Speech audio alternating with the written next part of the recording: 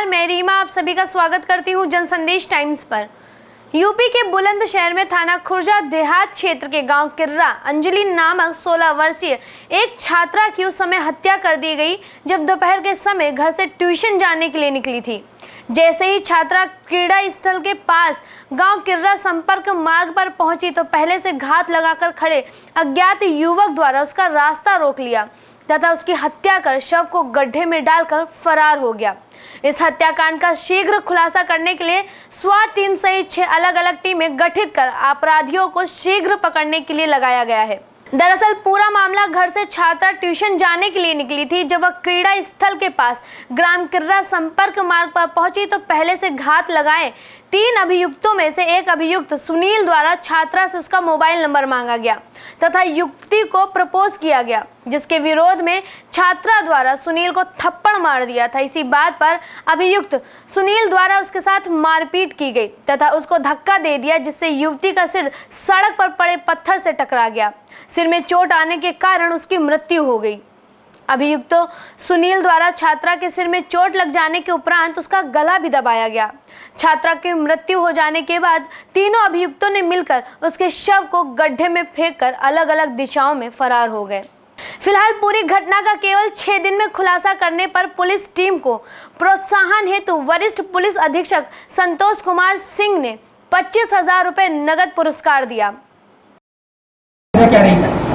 दिनांक 30/9/21 को दोपहर में लगभग 1 से 1:30 के बीच में थाना खुर्जा देहात के किर्रा गांव में एक 16 वर्षीय लड़की जो ट्यूशन पढ़ने जा रही थी, उसकी गांव की ही सीमा में सड़क के किनारे शव मिला था, गड्ढे में सड़क के बिल्कुल किनारे।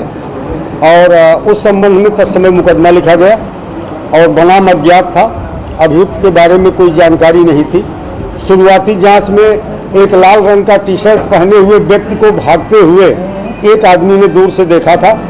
उस आधार पर उस दिन लगभग घटनास्थल से 9 किलोमीटर दूर एक संदिग्ध व्यक्ति जो लाल टी-शर्ट में था, जिसको कहीं से जानकारी मिल गई थी कि लाल टी-शर्ट वाले को पुलिस तलाश रही है, फार्मिंग कर रही है, वो भागते हुए खेतों में छुप गया था।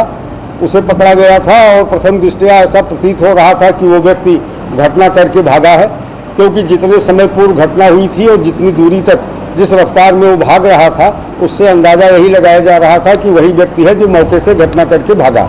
लेकिन प्राथमिक जांच में ही हम लोगों को ये लग गया कि ये व्यक्ति निर्दोष है, भांग का नशेड़ी था और उसको कहीं से जानकारी हो गई थी कि लाल टी-शर्ट वाले को पुलिस तलाश रही है।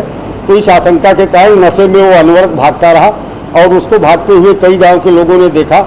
इस वजह से उसे पकड़ा गया था। लेकिन हम लोग किसी भी परिस्थिति में किसी निर्दोष व्यक्ति को इतने गंभीर अपराध में जेल नहीं जाने देना था, इसलिए उसे जेल नहीं भेजा गया, उसे होल्ड कर लिया गया। और हमारी स्वाट टीम सुधीर त्यागी इंस्पेक्टर और अखिलेश गौड़ के नेतृत्व में लगातार प्रयास करती रही।